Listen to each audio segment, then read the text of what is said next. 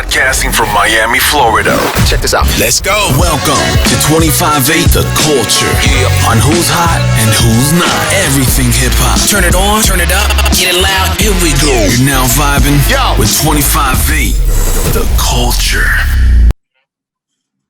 Yo, it's your boy DJ Pablo Maccabee from 25-8 The Culture with your boy D-Wise, one half of the big fellas.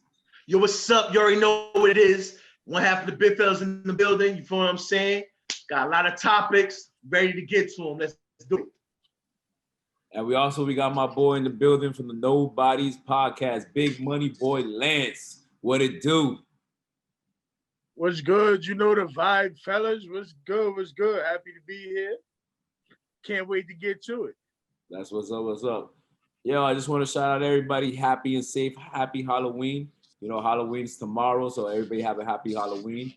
You know what? We're going to make this episode a little bit different. So instead of talking about hip-hop right now at this moment, we're going to talk about what was your favorite or scariest, Halloween movie. I know DY sent me a couple of text messages about, was it Freddy Krueger? Was it Jason? Was it Chucky? Like, I'm gonna let you know for real. For me growing up, I was scared of Chucky, dog, and the clown It. You feel me? But once I got older and I rewatched Chucky, I'm like, man, this is some bullshit. I ain't scared of this motherfucker. But as a jit, Chucky had a nigga scared, son. I ain't gonna lie. Yo, okay. So many of them. You got from It, that's Pennywise. You know what I mean? That's the clown nigga. Jason, you can't forget about Jason. You know what I mean? That was a nigga with the machete that no matter how fast you ran, he would walk and kill you. That's a man with patience and determination. You can run a fucking 40 and a 3 flat, which is impossible, but that nigga would somehow find your ass and get you from just walking. He wasn't even power walking. He just get your ass. You got Freddy Krueger, that nigga will haunt your dreams. You feel what I'm saying? Like, everyone's got to sleep. And sooner or later, that nigga would get you. That's fucked up. So I'm trying to think, like, who was, like, the illest? Like, Chucky, that it was a doll. It hard to say, you feel what I'm saying? But I think, you know what I mean? Freddy, that shit is just like, you're not safe. Like, when you sleep, that's it. It's over for you. And everyone's got to sleep. That shit always is crazy. Like, once you bob your head, you know what I mean? Once you doze off, all he needed is that little, and you were dead. Like, you know what I'm saying? So Freddy was it. Like, I ain't give a fuck the leprechaun, nigga. I ain't give a fuck about Pennywise because I never gave a fuck about a clown. Like, niggas are scared of clowns and shit. That shit never bothered me. You know what I'm saying? Jason just seemed like some shit like, I'm not going in the boonies and like, gonna be by water. So I wasn't really afraid of that nigga come out the water to get me. But I knew I slept. So that shit was just like, this nigga Freddy to get your ass. So that's who I give him the crown. You know what I'm saying? Honestly, I was scared of all them motherfuckers. We gonna keep it a buck. Like, if I'm not mistaken, this is when we all realize the black man died first, is it not? You know what I mean? Shit. So it's hard. All them niggas are scary as fuck. The older you get, only one I'm really scared of is Michael Myers. You ain't gonna be 6'7", benching 700 pounds, walking around cutting niggas up. That's the only nigga I'm still afraid of. The rest of them, that ain't shit. That Michael Myers nigga, you remember the movie? He came down just like, you know how strong you gotta be to hold that weight up? It's the only one I'm still scared of to this day. Oh, man. Yo, one more I forgot off the list that I was scared of. I was scared of Cujo, the dog. Cujo? Yo, I had dogs for a minute as a kid, I ain't gonna even lie. Every time I saw a dog, I'm like, this dog finna kill me. I'm finna lock myself in a car. Yeah, I ain't give a fuck about dogs. Like, I was like, I've always was raised around like big dogs. So when I saw a Cujo, I was just like, that's what the fuck you get for coming in it says do not trespass. Get your ass. Like, you feel what I'm saying? Like, stay away from the shit. Like, when I say don't enter my house or where it says beware a dog, I got Cujo in the back. You know what I mean? Like, fuck you. You know what I'm saying? Who was another nigga that was like on it though? Like, are we gonna talk about all evil? Like, I don't know. Some people say like, the nigga Alien. That shit was fucked up. Yeah. Fucking Candyman. Yeah. Don't look in the fucking mirror and say the nigga's name. Word. Candyman had me all the way fucked up. That nigga looked at me, was like, just don't look in the fucking mirror and say his name, stupid. And I was like, man, that's a good point. Or any movie. And there was another nigga that I was like, that nigga was like, yo, just how he records shit with that raspy voice and say your name and just his eyes would glow and you couldn't really see the nigga. Like, that was kind of crazy. Like, yeah, that nigga could do work. Like, he could be right behind you and you wouldn't know. Like, that shit was strange. Another thing that scared me too as a jit was the Ouija board, son. You feel me? I never fuck with one of them things. Never. Yo, if you grew up in a black household, your mother would not allow you to come in with a Ouija board. I know mine did. Like, she would. That's a fact. But the church and all that, nah, they ain't playing that. You couldn't even talk about Ouija board.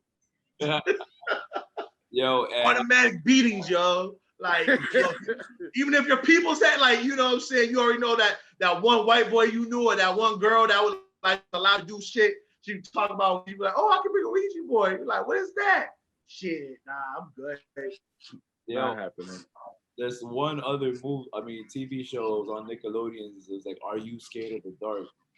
Oh, that was my shit. Fire. Yeah, that was my shit. I always wanted to get that sand that you could throw in the fire and make the fire.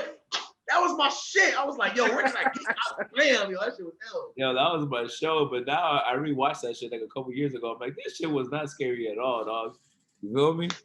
But yeah, I used to love that. But you was like, we were kids. Like, it's easier now. You a grown ass man. Like, I can't even picture going in the woods and telling scary stories to people I know. They'd be like, yo, grow up. Like, you feel what I'm saying? So, yo, first of all, no black nigga going in the woods, period. They had one black nigga on the show, and he had to tell a story. I remember that shit. I don't know why. You know, that's how you had to prove yourself, right? Your first time there, you had to tell a story. Yeah. I forgot what his story is about, though. Oh. Y'all remember Goosebumps, though? Yeah, Goosebumps. Goosebumps is fire, too. Yeah, man. Yeah. That show was fire, the show and the book. You feel me? Yeah, but like they had some stories and Goosebumps that you could really bring to life today and still kind of fuck with you, like, like, you know what I mean? Yo, real quick. So let's move on. So we had a conversation that we were gonna try the Wendys chicken sandwich. You know, how was your chicken sandwich? Did you get a chance to go get one? That's for Lance. That's for me? All right. That was your alley, yo. Oh, my dog. Oh, shit. Okay. Yeah, we doing it live. Yeah. No. The nigga killed me. I ain't even gonna front. The nigga's like, you know what I'm saying? I tried. You know what I mean? I was like, oh, all right. Nigga didn't get it. But now it's right here. Let's start off with this. All this unnecessary. Yeah, Tomato, don't put salad on pickle. Don't put no salad on my burger. Fact. That's problem number one. So we gonna flick all that shit off. That's a no-no, Wendy's. I don't even need this. All right, here we go. All right.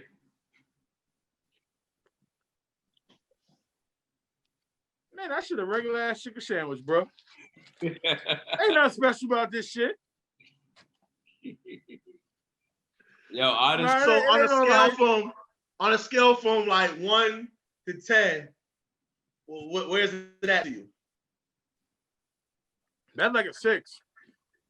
Damn. Ain't nothing special about that. It's just a regular piece of chicken. It's maybe they tried to fry it a little different. Maybe it's a little bigger piece of chicken, but it tastes like the same old shit. If I had to pick, I would say the 22 chemicals win. Word, Popeye sandwich is definitely better. Yeah. I know you said Chick-fil-A ain't even like it's not with above the Chick-fil-A chicken sandwich to you. I couldn't hear you. Is it better than the Chick-fil-A sandwich though? Yeah. You mean the shit and grease sandwich? Everything is better than shit and grease. Everything. So DJ Pablo, yeah, I'm definitely sandwich. All right, so I had the chicken sandwich, yo. I ain't gonna lie, man. I was mad disappointed, yo, because I fucks with Wendy's, you feel me? And didn't like the pickle on the sandwich. They didn't like the onion on the sandwich. If there was onion, I don't know, man. That shit was horrible. I almost didn't even finish it. My bread wasn't cooked right. It was too hard. Like, I was disappointed, yo. I almost didn't finish the sandwich, and my fries was cold on top of it. So the whole It overall, sounded like you just went to a fucked up Wendy's. yeah, I actually drove off like in my car, like kind of like upset. You know, you know. I understand the feeling. I actually went back to Wendy's today to get the chicken sandwich that I like. I went back, got the spicy chicken sandwich with the Munster cheese, and I was satisfied. You feel me? But this new sandwich, yo, is garbage, and it is not competing with Chick-fil-A. It's the greasy sandwich that you gotta put Chick-fil-A sauce on it to make it, bust it. And it's definitely not competing with Popeyes. So Popeyes, it got that Popeyes spicy flavor to it. You feel me? Yeah. You know, when you eat that Popeye sandwich, you're like, yo, it's official. You feel me? But all right, so I'm gonna keep it 100. Like I tried the chicken sandwich, but I went to a Wendy's that knows how to make shit fresh. Like my fries weren't cold or anything like that. Shout out to their new I tried, and this is not the chicken sandwich, but I tried their new pub fries, which is bacon with beer cheese, and that shit was good. The fries was good. But back to the chicken sandwich. This is about a chicken sandwich, sir. This is not about the side. No, I just gotta say that I appreciate the fries because they were fresh. But I'm gonna say this. I feel like it's false advertisement because I feel like it was basically a chicken sandwich that they already had. Like it says new and improved and all that. And I was like, yo, and then I'm gonna keep it real. Like I got it hot, the bun was fresh, all the stuff was on there. I tried it the way they say you gotta try it. So, I don't like really pickles, but I left one pickle on so I can get one bite with the way you're supposed to eat it, whatever. And I had all that shit. I'm like, but what's new? Like, it was good, but it's not afraid of Popeyes and Chick-fil-A to me. You know what I'm saying? Popeyes is the winner all day. You know what I'm saying? Like, they easily got that shit. But I'm disappointed that you said new and improved, so I'm expecting some other shit, and it's the same thing. Yeah, so it's like, I got it for free now. I ain't gonna front, but I think if I paid for it, I would have been more pissed. Well, I paid for mine, so. Yeah, you deserve to be all the way mad. Yeah, I'm not happy about that.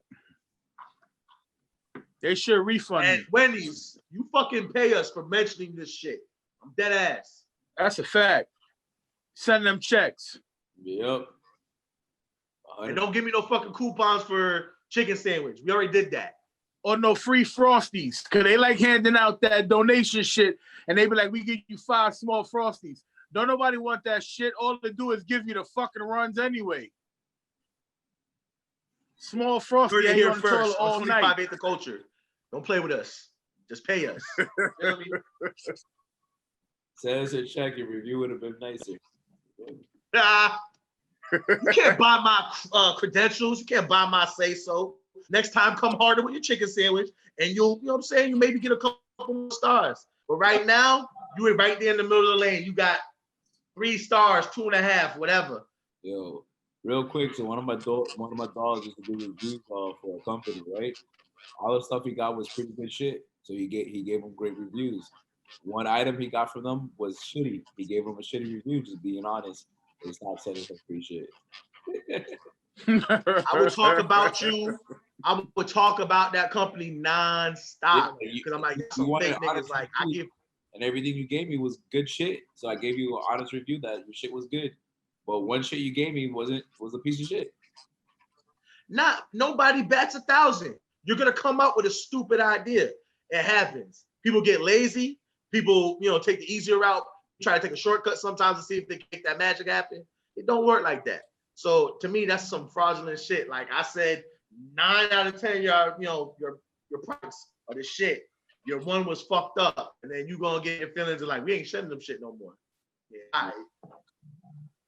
All right. So on Tuesday night was the BET Awards, yo. Which honestly, like I don't know why they did it on a Tuesday. I don't know if they had a good turnout with that. But a lot of niggas are still at home from the COVID shit. Like that's why they can do anything. People need to see shit. Like you know what I'm saying? So anyway, it is. All right, let's see who were the nominees and stuff. Give me 1 second, bro. All right, DJ Pop Magazine, you're supposed to have this shit pulled up already. Hip hop artist of the year winner, Megan Thee Stallion. How you feel about that? Who did she beat out? She beat out the Baby, Drake, Future, Little Baby, and Roddy Ricch. I don't agree with that, but you know, whatever. I feel like that's a sympathy vote because of what's going on right now. You know what I mean? Not that she's got songs that banged. I'm not a hater. I listen to music, but I feel like who had the best year? You know what I mean? Whether you're a fan of him or not, you heard the Baby shit everywhere. He was featured on everything. There's songs of his, a person like I fucks with, you know what I'm saying? But he was just, even if you don't like him, you can't tell me you didn't have a year when you didn't hear the Baby. I mean, you heard him. Everybody wanted him, and his tracks was dope. You know what I mean? His solo albums was everywhere too, and then everyone wanted him as a feature. Like, I think this is some people. I don't know how you feel about that. He's kind of been everywhere. Say that again? Megan Thee Stallion has been everywhere this year too. Like, you feel me? More than the Baby? Yo, I would say equally.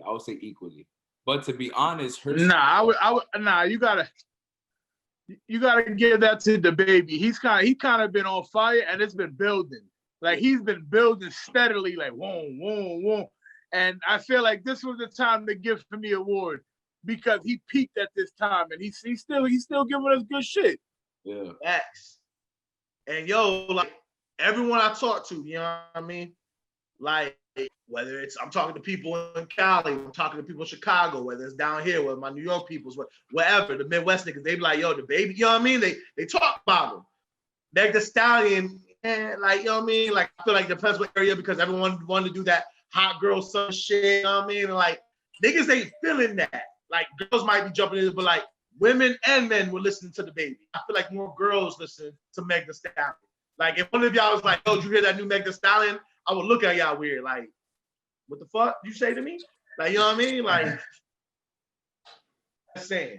I would agree that the Baby should have won hip hop artist of the year. All right, next. So you don't think she won that award off some sympathy things of what's going on with her situation? I mean, I wouldn't call it sympathy. I would call it an agenda vote. You know what I'm saying? We're not giving out trophies for sale, but I think I definitely would call it an agenda vote, similar to Cardi B beating out Nip. What was it, 2 years ago for album of the year?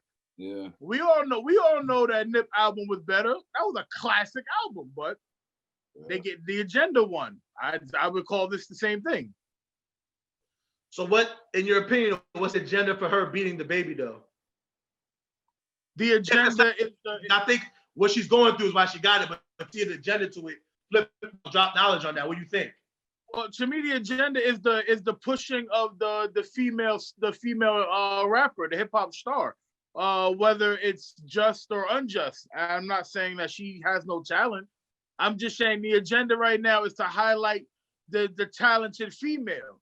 So if you get the talented female in some people's eyes in Meg, and then throw on the damn, she really went through something, she's gonna take this in a landslide. Whereas if you just look at this as artist A, artist B, artist C, and through the rest of it, I don't know that her catalog or the music put out this year would allow her to win this award. Yeah. That's why I call it the agenda rather than the sympathy vote or actually deserving to beat the Baby out. All right, man. Nah, I hear that. I can get behind that. I think we all agree that it should have went to the Baby. I think the Baby, he expressed like. Well, let's get through all the other categories first. Next one, best hip hop video. The winner was Future featuring Drake, Life Is Good, and they beat out the Baby, Bop, the Baby featuring Roddy Ricch, Rockstar, which I thought that was a pretty good one. Drake, Tootsie Slide, which I can't even remember. Little Absurd. The Bigger Picture, and Roddy Ricch, The Box. I think this was the Baby's year. Like, and the Tootsie Slide went in, like, it was telling everyone how to do the Michael Jackson moonwalk and shit. Drake's always, got good videos and, good songs and stuff like that.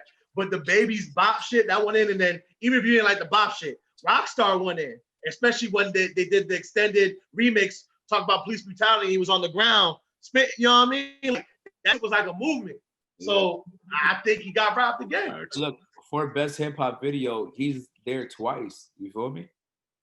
And like like the Future song with Drake, it was a vibe, but like to me, it wasn't on no like best video of the year type shit.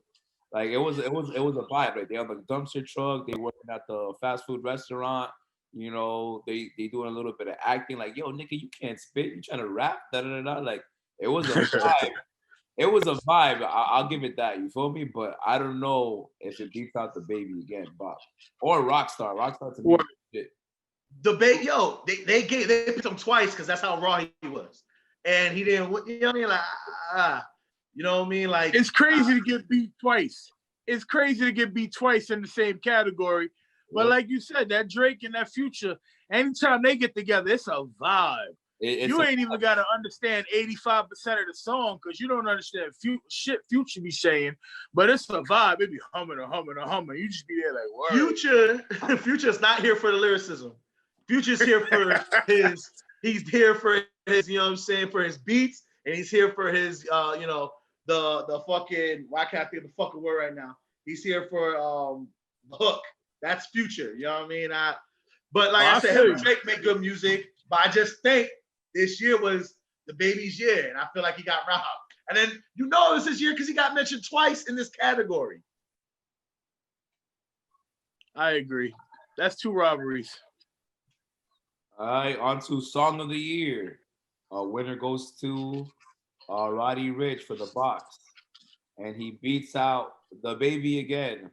He beats out Future, Life is Good. He beats out Rockstar with the Baby again. He beats out Megan Thee Stallion Savage with the Beyonce feature, and he beats out Drake's Tootsie Slide. To be honest, Tootsie Slide is an overrated song. I don't really care for it at all. I don't feel like that shit should have even been up for any nomination. Period. You feel me?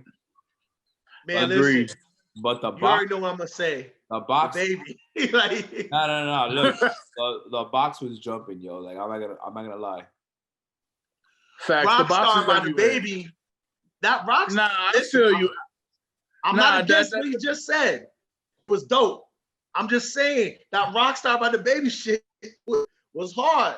You know what I'm 100%. Nigga, I could play that shit right now, but yo, there's something about that Roddy. Nigga, the Roddy Ricch come on and all you know is and it's like, oh shit. What the fuck is that the whole world go crazy? Do we even know what that sound is? Did we ever figure that out? Because that's all that's it right there. That's all you need to know why he won this one. I mean, I'm not a hater. I don't think it's as much of a robbery as the other 2 categories. If that won, I'd be like, damn, I was going for the Baby, but I can see why he won. So fuck it. Like I'm still mad, but I'm not mad as the other 2 categories. But that Rockstar shit was just ill, man. I just can't get these categories, man. Like, take the Baby out, I can tell you, like, okay. But I just think it was his year. Like, I can't say that enough. You know what I mean? Like, everywhere I went to, even was like, this is like really his first year going hard, and his songs, you know what I mean? Like, there's a lot of power. Like, I feel like when 50 Cent, how all his shit was hanging, I felt like this was the Baby this year. Like, every time he dropped something, you going like, hold on, turn that shit up. You know what I mean? That's how I vibe with him. But it is what it is. Maybe because he took his stance with the police brutality thing, maybe they didn't want to push that. I don't fucking know. It's the beat. I figured they would love that shit, but I can't call it. All right, next topic, hip hop album of the year. So Roddy Ricch wins with Please Excuse Me for Being Antisocial. Yo, this was a good album, yo. And a lot of people that listen to albums, you know, they said this was a good album. And he beats out the Baby again, Blame It on Baby. And I didn't know the Baby dropped 2 albums this year. The Baby again, Kirk. And then Future, High Off Life. And then Little Baby, My Turn, and Megan Thee Stallion, Sugar. So, nah, Kirk should have took this one. You see, I ain't gonna lie. I haven't listened to all these albums, so I can't even really give my full opinion. Just besides the Roddy Ricch album, yeah. Nah, I thought they were talking about the second album that the Baby dropped this year. But if Kirk is in the running, Kirk got to take that. That Kirk album knocks. Every record on there's a banger. What's up? You already know what I'm gonna say, so I ain't gonna sound like a broke record. So I ain't gonna say it. But you know what it is. But what, did you actually listen to all these albums? Ronnie Rich, yes, because that is, you know what I'm saying, my wife's baby sister is like, that's all I heard every time I walked through the door. She a 19-year-old black girl, but even if I was like, I don't want to listen to it, it don't matter. You know what I mean? So I heard this, you know what I'm saying, A to Z. Of course, I listened to the baby. Y'all niggas know how I feel about it. No, I didn't listen to Megan Thee Stallion because I'm a grown man. And fucking can't comment on other nigga. No, I didn't hear that one. That's just how. All right, best collaboration. Winner took it was Megan Thee Stallion featuring Beyonce Savage remix, and it beats out The Baby featuring Roddy Ricch Rockstar. That's the one you're talking about, cause that's the remix. Cause I don't think the first Rockstar had Roddy Ricch on that one. And then No, I didn't. Yeah, it's the remix that had him on it. And to be honest, Rich's verse on there didn't seem like it was even related to anything about Black Lives Matter and police brutality. It seemed like a regular verse. But the original Rockstar is still hard. The remix I only like is because of not because what his feature did, it's because what he said in the beginning when, you know what I'm saying, when he's talking about police brutality, saying what was going on. That's what made that shit even harder. And then he goes into his song, you know what I mean? Like, but he didn't win this one. That's fucked up. You know why it's fucked up? I don't want to talk about it no more. Well, let me tell you who Megan Thee Stallion beat out. She beat out Future featuring Drake, Life is Good. Jack Harlow featuring Tory Lanez, The Baby, Lil Wayne on that What's Poppin' remix. Also, too, Megan Thee Stallion beat herself out with Nicki Minaj featuring Ty Dolla $ign's Hot Girl Summer. And last one was DJ Mustard featuring Roddy Ricch Ballin'. So, Meg Thee Stallion deserves to be all those. I'm not gonna lie, Savage was like all over the damn radio. Like, all right, that shit is like. I'll say it was all over the radio. But what man is gonna stand here and say that they were bumping that song? It was catered towards the women. Yeah, as a DJ, I know you might say you fucked with it because you want to get the women on the floor. You got to play that shit. I get it, but I don't see anybody with, you know what I'm saying, no hard banging in the car, you know, some old school 808s playing that shit Savage, smoking a blunt, going, no, that wasn't happening. It definitely was not. But anytime you get Queen Bee on a record, you're gonna win something. Yeah. And then I gotta salute to that because Beyonce's Beehive controls music. If Beyonce say do this, they gonna do it. So you already know. I gotta say that. I mean, to be honest, she could have won this one for real. Because the next two hottest tracks I would say is on here would be Hot Girl Summer and DJ Mustard with Roddy Ricch Ballin'. So I would call it between those three for the best collaboration. The one with the baby, Lil Wayne and that's Jack Harlow. Say that again? Was Poppin' with Jack Harlow. That Was Poppin' shit was playing a lot too though. Yeah. What's Poppin'? Brand new whip just cop. Yeah, that shit was hard. That went in. Yeah, but I ain't gonna front. I'm gonna give Meg the credit when she deserved it. She could have won this one first place and second place. So yeah, she got this one. I ain't gonna fight this one. Yeah, I think this is an official win for her. You know? Agreed. Fuck that. All right, best duo group. Winner of this one was Chris Brown and Young Thug. And they beat out City Girls, Earth Gang, Jack Boys, Migos, and Run the Jewels. They won by default.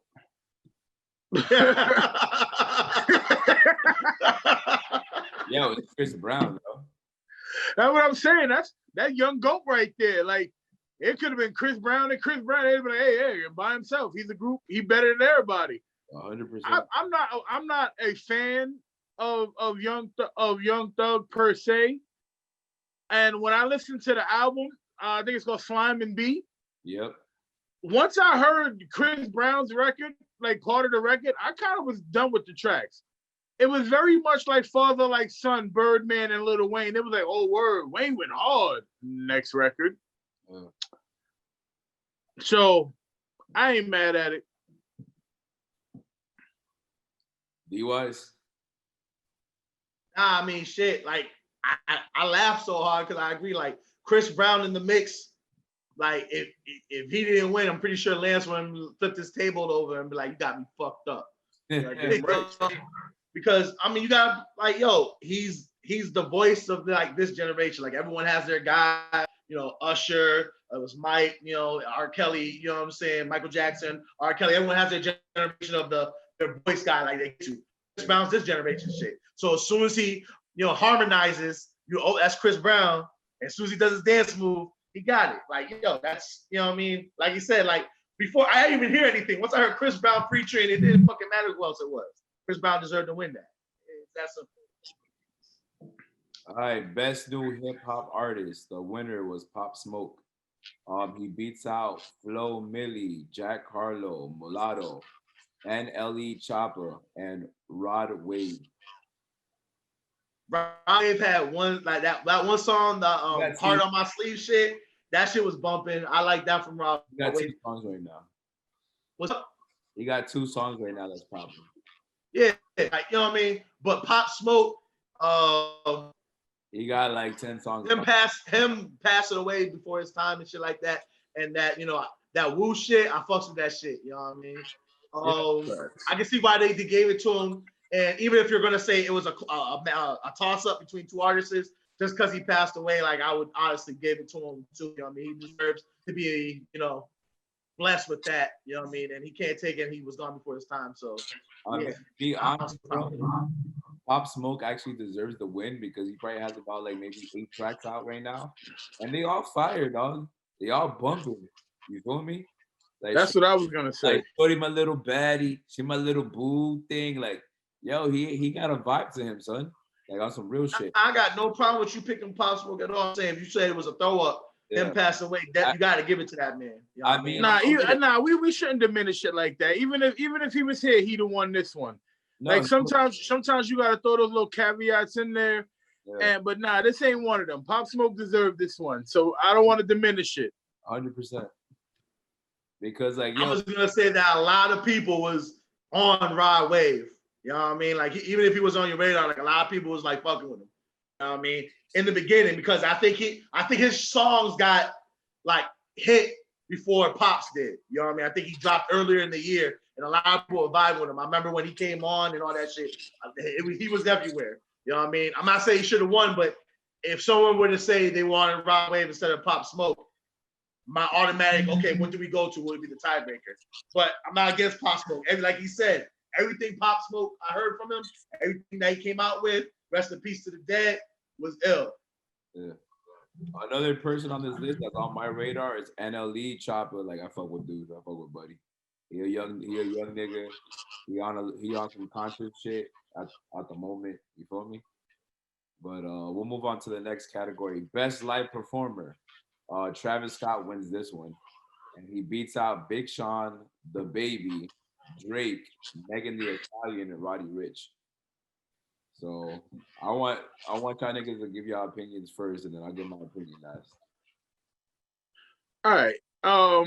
I guess you gotta give it the award to him for this. It's easy to perform when you ain't really singing or rapping, ain't got no real like lyrical talent. No disrespect, you know what I'm saying? Like, he's an incredible performer, but I would have preferred when you give an award like that for best performer, it goes to somebody who's giving you good music as well as great stage performance. For me, I probably would have went with Big Sean. Like, I'm a fan of the music. I'm a fan of how when he performs, it's the show's on him. I prefer that in my performance. So I understand why they gave it to Travis Scott, but I personally would have went with Big Sean. I understand why they gave it to Travis Scott. I've been lucky enough to be Rolling Loud and see all those all the people they mentioned perform. And the one thing about a Travis Scott performance, whether you like him or not, the eye test, how much energy he gives and how hype he gets and how the crowd gets into his shit, that's what it's about. Now we're gonna talk about lyricism and talent. That's the category. You know what I'm saying? But watching him and see how the fans relate to him and how they lose their shit and how he gets hype and how the crowd follows everything he does, that's like the performing part of it. You know what I'm saying? So, and as good as Big Sean is, like to go to Lance's point, his performance, when I see him perform, isn't that energy and energetic Travis Scott. You know what I'm saying? He has like weird shit on his stage and smoke coming out everywhere. And you don't know, did I just see 12 nipples or one? It's crazy. And it makes your eye. And Big Sean's performance isn't of that level. He's good, you know what I'm saying? He keeps proud to it, he can spit, he's talented. When we want to talk about energy, light show, smoke, crowd into it, going crazy, flipping. That's Travis Scott. I don't know. I feel like you named a lot of props and a lot of add-ons. It's like when like Big Sean, like that's a rap experience. You know, that's how I feel. Like I'm cool with all the. To me, greatest performer is Chris Brown ever. So I understand, like sometimes you want the extras and the flips and all that, but like just for me, when Big Sean giving that show, I'm entertained. I'm happy with the performance. I don't always need big energy. Sometimes I just want the material to match my artist. OGs now. We older. We're not young. You know what I'm saying? The young kids love that shit. That's what I'm saying. When the crowds came, they love that performance shit. Yeah, there's little extras and shit like that. But they would say, man, that's a great performance because that whole shit he did was a part of his performance. You know what I'm saying? I could chill back, vibe, listen to a nigga and just bop with it and, you know what I'm saying, lay everyone into it and spit your shit. That's cool. But with the newer crowd and what they do and how they get down, they like all that shit. You know what I mean? So I can see why he got it. And very energetic. Energy. And like, I mean, I could go with your point when you said it's easy to be energetic when your talent's not shining or you don't got so much talent. I get it, but the fact that he's doing that catches their eyes, you know what I mean? And a Travis Scott show, they'll tell you, like, you know what I mean? Like, this young generation fucks with him so much. Yep. They got McDonald's deal. They got corporate deal. Like, niggas shows up and niggas come and get it. Like, you know what I mean? And it's about his energy he does. I think that's his, like, gift. His spitting and all the other music, that's not really his like lane, but his lane's part. When you come to my show, you're gonna leave drenched, you're gonna have a good time. That's like his thing, you know what I mean? That's a fact. I can get behind that.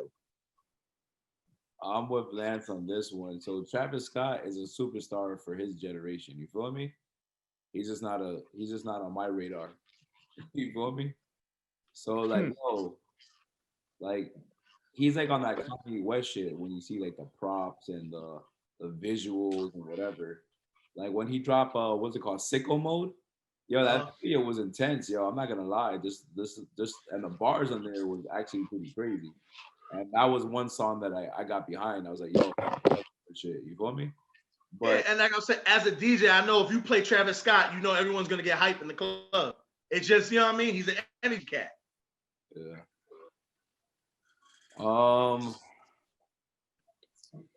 Should he have won though best performer? Because I'm like, yo, I feel like the baby, if I went to this concert, which I haven't, I think I would get hyped as fuck. That's us though. You cannot do no wrong with the baby to me. You know what I'm saying? He did his thing. Also too, Drake got freaking tracks for at least over a decade. Like you can just go in there, he can just start you from the beginning of his career to the end, and you're gonna walk out drenched in sweat saying like, bro, like he just took me through like memory lane of like why he's such a great artist. You feel me? Because then you're saying going back to memory lane. Remember, this is this year's BET Awards. This isn't from beginning to end. What they did this year.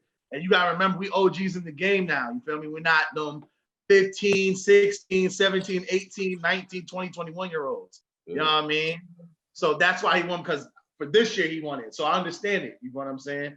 Now, if they were gonna say lifetime or you know all this other stuff, yeah, we can give it to someone else. But right now, this generation, they fucks with him. They love the nigga. But I'm gonna tell you. On to the next one. Lyricist of the year. Winner goes to Rhapsody. I don't even know who that is, right? To be honest. You know who that is? I've heard the name, but I don't know who it is.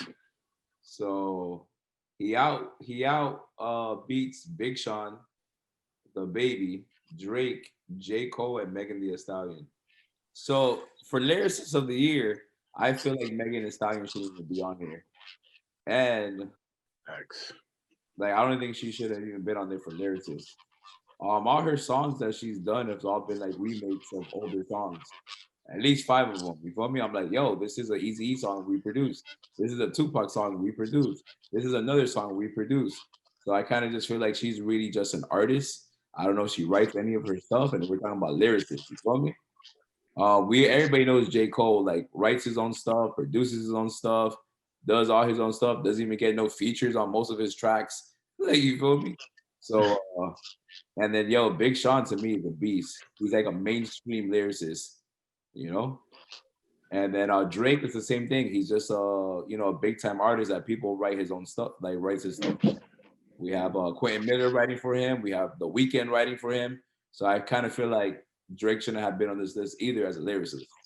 So I feel like those two people I should be removed. I don't know about the baby enough to know if he writes his own stuff or whatever, but I feel this should have been between Big Sean and J. Cole. You feel me? And since Big Sean just dropped Deep Reverence, I feel like this should have went to Big Sean. That's my take. I have no idea who Rap Society is. I just looked her up. I didn't even know it was a woman. You know what I'm saying? And she's 37 years old.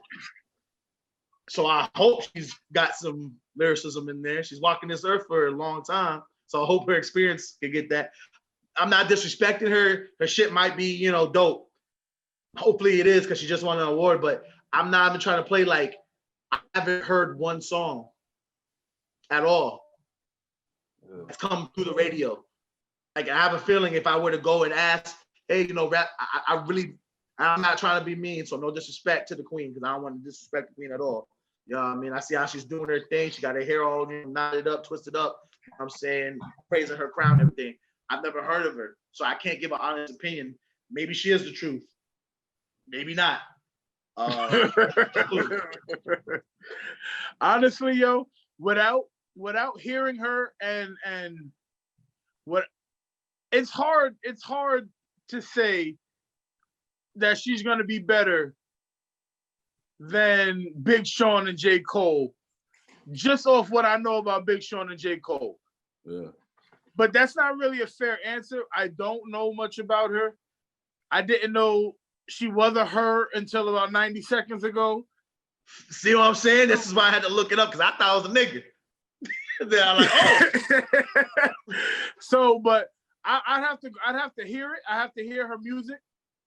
But out of the people that were listed that I have heard, I would have went Big Sean because of the album he just dropped.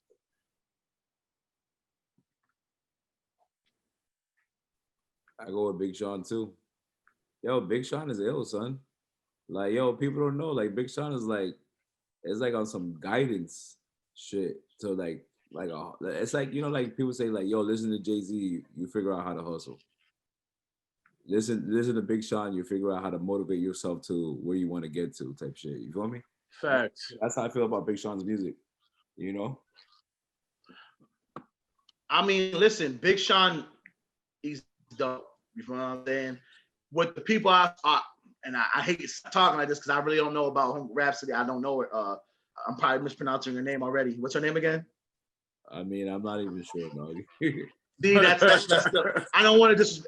Is it Rhapsody? Dang. I apologize for butchering your name because she could be dope. It's hard for me to give me that opinion. I mean, I like Big Sean. Big Sean, I feel is overlooked on certain things, how dope he is just because of what's going on. I'll never go against it's hard to go against someone of his caliber, like his with his talent and stuff like that, because he always has good tracks. That's all I can really say. You know what I'm saying? All I would say is since she beat him, like she better come with it. You know what I'm saying? Here's the thing though, too. I think Big Sean, every time he's about to blow up or do something, someone else comes up with another album that just gets more shiny. He does. Because I'll go like this. Big Sean killed it on the song Control. Big Sean lyrically dropped it when it was Big Sean, Kendrick Lamar, and Jay Electronica. The reason why he got shadowed out is because Kendrick just killed that track. But go back and listen, Big Sean was spitting, but just Kendrick got so much more attention for it, and he was calling out everybody, saying who wants it to come get it, all the other stuff. So that fizzled him out. But if Kendrick didn't go on that, I think he would have got more commercial publicity, and people would be paying more attention to how great of a lyricist he is. I'm gonna blame Kanye. Why you gotta blame Kanye? What Kanye do? Because there's no way an artist like that shouldn't be pumped down the radio waves the same way we got Kanye's pumped down our throat. Them Yeezys 360s and them boots and them ugly ass flip flops. The man push a different colorway every week. He need to be pushing Big Sean. Yeah, but like he made Pusha T the president. Ain't Pusha T got to push a little something too? Hey man, we don't want to hear that shit, man. It's Kanye's fault. All right, man. It's all good. All right. So who else? What's next? So DJ of the year goes to D-Nice. DJ Pablo Maccabee. Next question. So, you know, I'm gonna keep myself out of this one, so I don't want to comment on any of these DJs. But DJ D-Nice, obviously, he spanned for the whole world during freaking COVID-19, bro. You feel me? Literally every celebrity, even Obama and Michelle Obama, was in the damn Instagram room. You feel me? So he gets DJ of the year. But he beats out DJ Drama, DJ Envy, DJ Khaled, DJ Mustard, and DJ Chase B. You already know why he won. You feel me? So everybody knows. So you can't outbeat. He deserves to win. You feel me? He brought the whole world together. Had over 1 million people on Instagram watching his live. Like, salute that man. As long as it wasn't DJ Khaled, I'm cool. Yo, y'all don't even know about how this nigga DJ Khaled get down, but that's another day. But fuck it. But I'm against it because I'm true to my roots. I'm true to my nigga. My nigga Pablo didn't win it, so fuck everybody. Yo, producer of the year goes to Hit Boy. He beats out Ninth Wonder, DJ Khaled, and I can't even see the other one. But Hitman, he produced that latest Nas album. You feel me? So I'm a Nas fan. That's it right there. Yeah. He taking home off that alone. Yeah, so he's good with me on that one. And let's just go on to the next category, Hustler of the Year. So Hustler of the Year goes to Megan Thee Stallion, and she beats out Cardi B, DJ Khaled, Jay-Z, Rick Ross, and Travis Scott. How you feel about this one? What are they trying to say? Define? It said Hustler of the Year, so define that. What the fuck did that mean? Before I go off, maybe I don't understand. I don't know, man. I'm like, I mean, it could go to Megan Thee Stallion because she had a good year compared to these people. Like Cardi B, she dropped some music. You feel me? What did DJ Khaled drop this year? He dropped a project. But is Hustler everything you do? Because this is everything you do. How should she be Jay? Because just because he don't hear anything, Jay's still behind the scene making moves. So that's what I'm saying. Define Hustler of the year. Oh man, you said Jay, man. Like, let's get man. I ain't got no words for that one right there. Yeah. But I would give this one to Travis Scott. He's got the McDonald's deal. He's got the Jordan deal. Like Jordan and McDonald's. Does it get any more Black America than that? You know what I mean?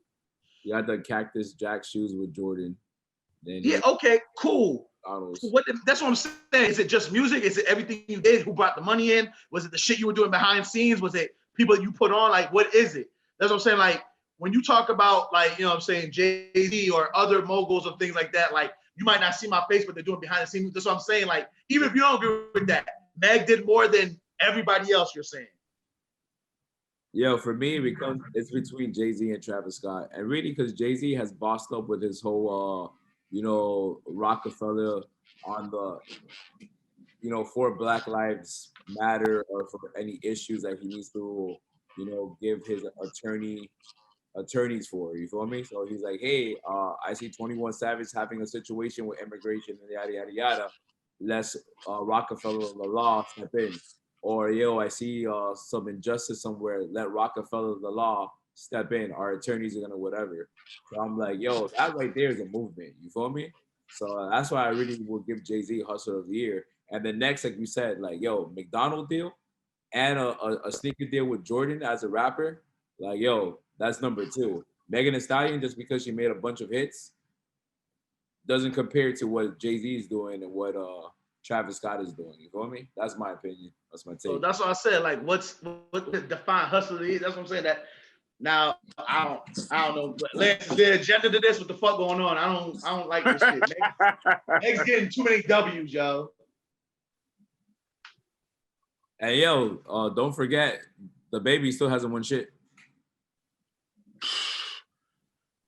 That's foul. So he didn't win not one. I thought he won something. He didn't win one. I don't think he won anything. Like, damn near in every. I think he was nominated for like 9 things. Multiple times in some categories. Yeah. When yo, I don't know. I don't know what this world's coming to. These young niggas is fucking up the game, man. All right. Next is best hip hop platform. Winner Joe Budden's podcast. So Joe Budden podcast beats out Complex, Hip Hop DX, Hot New Hip Hop, The Breakfast Club, The Shade Room, and Double XL. How you feel about that? Shit. I ain't gonna front. I'll be watching me some Breakfast Club, yeah. I it's the after 25-8, the culture after our shit, Breakfast Club up there, you know what I mean? So it's like I can't even front. Like, I don't know. Now Joe be talking about some shit. I ain't gonna knock that, but I feel like everybody gets into the Breakfast Club. Like, I ain't gonna take it away from that platform. I feel like they opened up a lot of doors for other people to give it a shot and do certain things and put shit. I mean, I can be honest. We got 3 different personalities on this thing right now, and 3 people are controlling the mic and giving their opinions and having equal platforms and bringing all our shit together to equal one thing right now. And that's what they've been doing. So it's kind of crazy to like not to win. I agree with you. Breakfast Club is a tough one to beat. But I ain't mad at Joe, because Joe's an independent platform, eh? You know what I mean? So he owned the rights to everything. At the end of the day, ownership is everything. So if it come down to it, Joe deserved that. Yep. Like, I don't know if you seen back, like, you know, Joe was going at it with Charlamagne the God, talking about like, yo, like, I'm running an independent platform with I forgot what service that he uses or whatever. And it's like, yo, like, they trying to like, I guess trying to like shut Buddy down or whatever, or try to like, you know, change up the deal he got, you know, for the money that he's trying to make. And Joe's making really good money with his podcast, you feel me?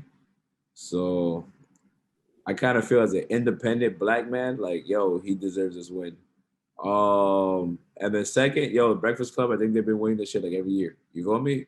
But it's like, yo, they have like their own little vibe. You feel me? Like, they got DJ Envy. He's an awesome DJ, whatever, cool, yada yada yada. Yo, Charlamagne the God, like, he's just, even if he was to be independent by himself, people would still tune in for him. You feel me? He's already like a part of our culture. You feel me? And Angela Lee as well. When it comes to Complex, you know, you check out the news here and there. Hip Hop DX, same shit. Hot New Hip Hop. You may go check out their website real quick. The Shade Room, the Shade Room, they got a name for themselves. You feel me? And Double XL is like, yo, that shit's just always been a part of the culture. Like, you say Double XL or Source is like, you know, that's hip hop. You feel me? But as in, who had like the best year is between the Breakfast Club and Joe Budden podcast. You feel me? All right, so next one is best feature verse. Was Sweet 16. I guess she was on a Beyonce's song called Savage. That was the winner. And she beats out Cardi B, Writing on the Wall, featuring Post Malone, Future, Roses remix, Roddy Ricch, Rockstar featuring The Baby, Travis Scott, Hot Remix, and Gunna and Travis Scott for the best future verse. What do you think? What you would take? I mean, the baby lost, so I'm like, all right, whatever. Did he win? Look that up. You know what I mean? Did he win anything? I don't think he won a thing, bro. He didn't win anything. I saw like a headline saying like, I guess the baby, I guess probably felt some type of way. Like, you feel me? He probably felt. Because I thought he won one thing, and he was nominated for like 13 things, and he lost 12 out of 13. I thought was the story. I'm wrong. I thought he won one thing. I honestly don't think he won anything. And you know what? Like, whoever, like, I don't know who decides this, the people, the producers, the numbers, or whatever, but they should have gave Buddy at least one thing in this shit. At least. Look up, it says look up male hip hop artists. I want to say he got that. No, I don't think so. I don't think so, bro. Because I'm looking at BET award winners right now, like Megan Thee Stallion, female hip hop artist. Lizzo, female R&B/pop artist. Like, I'm just looking at all the winners right now, and unless this is a misprint for information I'm getting, I get the baby male hip hop artist. Maybe that's 2019. Well, I'm looking at 2020 winners. I could be wrong. Okay. Last one, Impact track. Anderson, Lockdown, The Baby, Rockstar, Black Lives Matter remix. I think he should have won this one. J. Cole, Snow on the Bluff. That was a pretty good track as well. Little Baby, The Bigger Picture. So I'm like, yo, between the Rockstar remix and The Bigger Picture with Little Baby, because Little Baby's pretty famous, and people are already labeling him as a GOAT. So who won that one? Little Baby won it. And fuck everything. Next topic. I'm done. You know what I mean? Like, I ain't got nothing else to say. Yo, you know what it is. The Baby should have got something. 12 nominations and not one thing. Yo, but BET tripping, yo. Yo, but that's a tough one though. Between The Baby, not that tough. Nah, that record bang, and it dropped at the right time. So you gotta add all the momentum and the feelings that everybody had behind it. Yeah. People was bumping that shit like back to back on some protester shit, just riding around, marching through it. People was playing that shit. So. I feel like they made that category just to give him the award for that one. Who for Little? No, that's Little Baby. Little Baby. Yeah, The Baby didn't get it. If The Baby got it, I'd be happy. You feel what I'm saying? Lil Baby got it. Yeah, Lil Baby got it for the record that he put out during the protesting and all that, right? Black and white. Yeah. Come on now, like he was gonna get that one. He dropped that right Rockstar, in the middle. He won over the Rockstar remix when The Baby was talking about the protest. You know what I'm saying? Come on, man. Yeah, but I felt like when Lil Baby dropped that record, people was calling him Tupac. Like he was getting heat behind that record that was almost like, all right, the record's hard now, but slow down, people. But it was everything it was the timing of it. The timing was almost better than the record. And people really rolled with that shit. That's why he got it. I ain't mad at that one. There's some other awards The Baby got robbed out of that I really want to start flipping shit over. Yeah. But not this one. Yeah. I mean, it's a close one for me. Like, either or to me is a win, you know? Because, like, that Baby Rockstar just goes hard. Like, Brandy Lamborghini fucking cop car. Piss on my like I'm a cop. And then it's like the beginning, like he's on the floor, cuffed up. You feel me? And then he's the whole George Floyd, man, situation. The cop literally has his neck on him and stuff like that. You feel me? His foot on his neck. So I'm like, bro, just the whole visual, like, So like that shit was hard. You know what I mean? And I feel you. When it is, I just feel like after 12 nominations, someone's got to give him something. And I feel like, okay, you could have lost all the other shit, but if you won this one, that would have been good impact. But fuck it, you know what I mean? Whatever.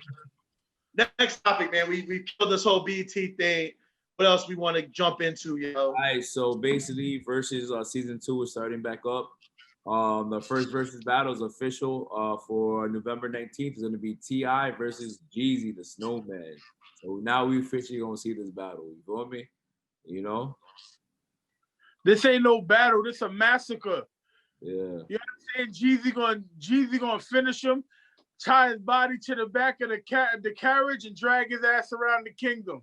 This is gonna be lights out. I cannot wait. I feel like T.I. had to make this a friendly situation. Like, oh, let's just compliment each other. You play some of your hits, I play some of my hits. And let's not make it a battle, because if Jeezy does it, he'll embarrass Buddy. You feel me? It's two guys, you know what I'm saying, from Atlanta. You know they talk. They got each other's numbers. They said, let's go do something real quick. This shit's gonna be friendly. This shit ain't gonna be on some I'm gonna destroy you shit. As he expressed a long time ago, he's like, you know what happened in New York? All them niggas wanted each other's head and then they lost the crown. He say that shit all the time. So I know he went to his other Atlanta cat and say, yo, man, let's do this together. Let's get it. Because I think, Trapper Jack, he knows Jeezy can play this shit he was just featuring on and compete with some of T.I.'s solo shit. And that's not to disrespect it, just Jeezy wanted that much. Yeah. A lot of people, though, even against me saying this, against DJ Pop McAfee saying this, against Lance saying this, they say if T.I. comes in with his hat tilted, you know what I mean? They say if they get the TIP, they say if they get TIP instead of T.I., nigga got a shot. Nah, so, TIP will give him the 4 wins he gonna get. That's about it. This is gonna be so easy. And you can't be talking about you the king of the South that want to come out here and have no buddy matchup. Like I want to see you come out here and I want to see you lay it down. Like I want you to come out there with your best 20, no hesitation, and let's get it.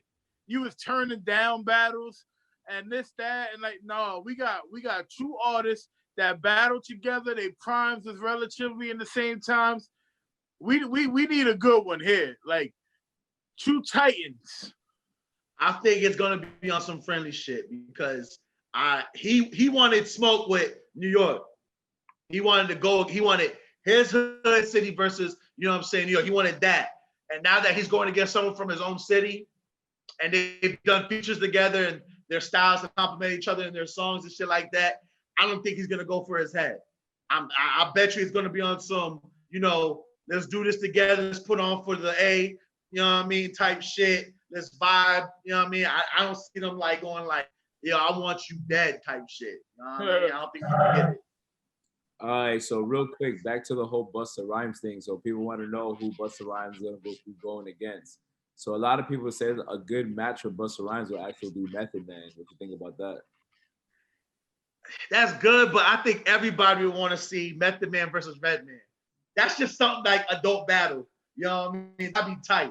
I would like that shit. I can't say everybody. You know what I mean? I'm not against Busta's talent. There's no slot on him, but I feel like them two niggas going at each other because I really feel like at the end, like they'll shake it up and slap up and say shit, but they really want to spit. You feel what I'm saying? It's gonna be lyricism. They're gonna go at each other, and at the end of it, they can squash it like, yeah, we homies. But I really think they'll take the whole battle thing to mind. Like, yo, we battle each other right now. Right now, I want you dead. Like, you know what I'm saying? Redman's one of the best lyricists ever in the game. Yeah, and so is Meth. Yeah. Don't sleep on Meth at all. Niggas, if Method wasn't so legit to like, yo, I'm Wu-Tang, if he wanted to go solo and just be him, Meth could have really had New York, especially after Biggie died and all this other stuff. You gotta remember, Meth killed Biggie on his own track. Biggie even gave it to him, was like, you know what, I can't front. Meth kind of brought it to me on this one.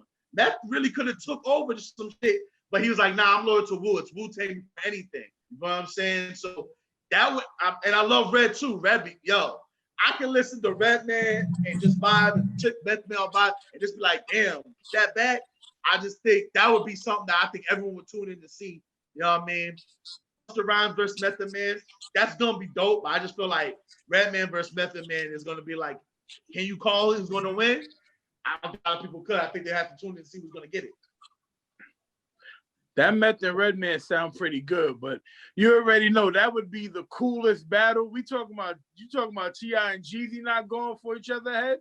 That would be the most laid back, chilled out experience for all of us as viewers for that one. There'd be nothing but blunts in the air and bangers over the loudspeakers. That would be great. I don't know if I'd want to see Buster go up against Method Man. We'd have to find a real good battle for Buster. You don't think because they both love the game that could switch off that switch, be like, yo, I love you, nigga, but I'm trying to get this W, and just go at each other lyrically?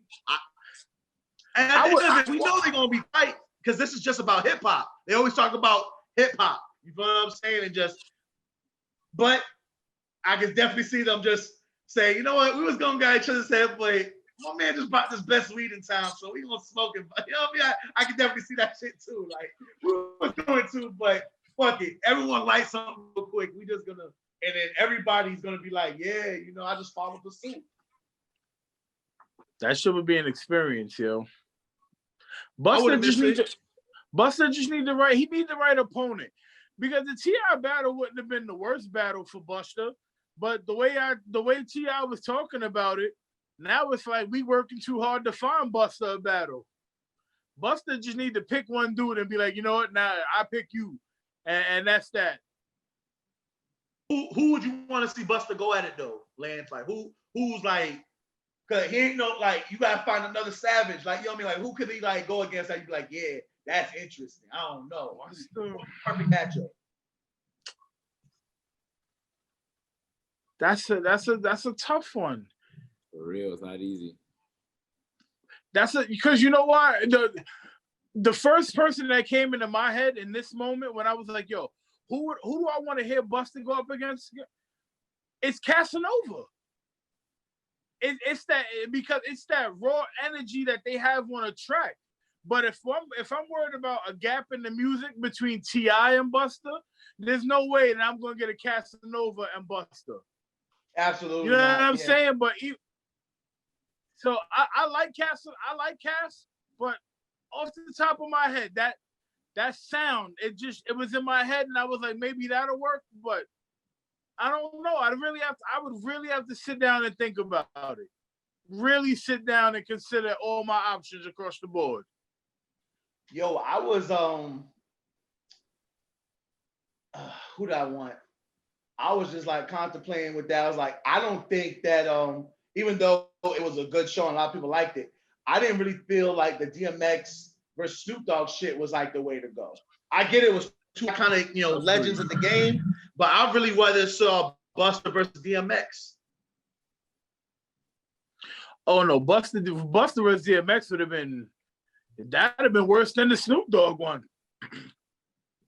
What makes you say that? You talk about energy and the voice and getting hype and shit. I think no, because even if you say Buster's energy would match DMX's energy, I'd have a hard time agreeing with that. Cause there's nothing like album 1, album 2 DMX, like where my dogs hurt, like that DMX, that what he was on stage, what his music was. I don't think there's many people ever in the world, hip hop, no genre, you can put up to well, all right, I'm exaggerating, but for what DMX was, and if you just say give me 20 records, you would have to go to the greats. I'm talking about you'd have to go Jay-Z shit. That's the level of artist that you really needed to battle DMX. Not knocking Snoop, but even a Snoop Buster battle might have been better. But there's just certain artists that really should have been completely off limits. I would have been more comfortable with a Jada DMX battle. But you know what? It's like they went with two icons, and the crazy is like I love DMX more than Snoop. You know what I mean? They call him Uncle Snoop, whatever. He deserves that title. He's one of the oldies in the game. But there's people that said Snoop won that. I didn't necessarily agree with it, but they said Snoop won that battle. I don't know about that. I didn't hear too much of that. Nah, me either. I would disagree. Hey, yo, Snoop got hits, but he ain't no DMX. Like, I agree. But DMX if you look at all I didn't make this shit up because trust me, I said X all day, but you can go Google search your phone right now. A lot of people were leaning it towards Snoop, like, oh yeah, Uncle Snoop, this and that. You know what I'm saying? Like, and I'm an X fan. So the fact that I thought it would have been nobody would have said it, but they again like that shit like we were talking about. They kind of did some friendship shit. You know what I'm saying? They kind of vibed and respect each other. He did a prayer before they started. They were kind of like, yo, we boys, let's just do something great for the people. It wasn't like going at each other's head. You know what's crazy? It's like I don't even think they intended to do that. I feel like did you see a couple of the records when DMX dropped it? The nigga Snoop was like, oh shit, that's my shit, nigga. It was that genuine feeling, that the goosebumps that you get when a DMX record drop. It's just how we was talking about with the in the box. It's DMX, it's a growl. It's a beat drop. It's the sound of a dirt bike or a quad or something. It's just something about certain X records, and it just take you back to the first time you heard it. It just DMX is iconic for that. I think he would have been like DMX was almost untouchable in this format. Almost untouchable. First artists go back to back albums and kill it. You know what I mean? And they both want gold. Like you can't take away if he didn't have his habit, if he didn't fall to that drug habit, man, DMX, that was it. I don't think niggas would have touched him. You know what I mean? He just had that little demon in him. Next thing, DJ Pablo. Yo, so it seems like Lil Wayne left the White House. I don't know if it was today or yesterday with President Trump, talking about like I guess he's really trying to work with the Black community and really invest into our communities and stuff like that. So I guess Lil Wayne wanted to take to social media saying like, yo, Trump is trying to work with us. So I got two opinions about this. Why is Trump meeting with rappers and entertainers instead of meeting with people of the Black community that are working for the Black community, like Farrakhan or whatever? You know, obviously they know the influence of artists like Cardi B or, you know, Lil Wayne, because they keep always doing this, trying to get, you know, entertainers to back them up so that people be like, oh, Cardi B is voting for Bernie Sanders, I'm gonna vote for Bernie Sanders. Oh, Lil Wayne is fucking with Trump, I guess I'm gonna fuck with Trump, you feel me? So, you know, a lot of people don't know that their favorite rapper, people they look up to, is actually voting for Trump because there's a lot of tax benefits for them, and also, you know, a bunch of benefits for them because they're entrepreneurs.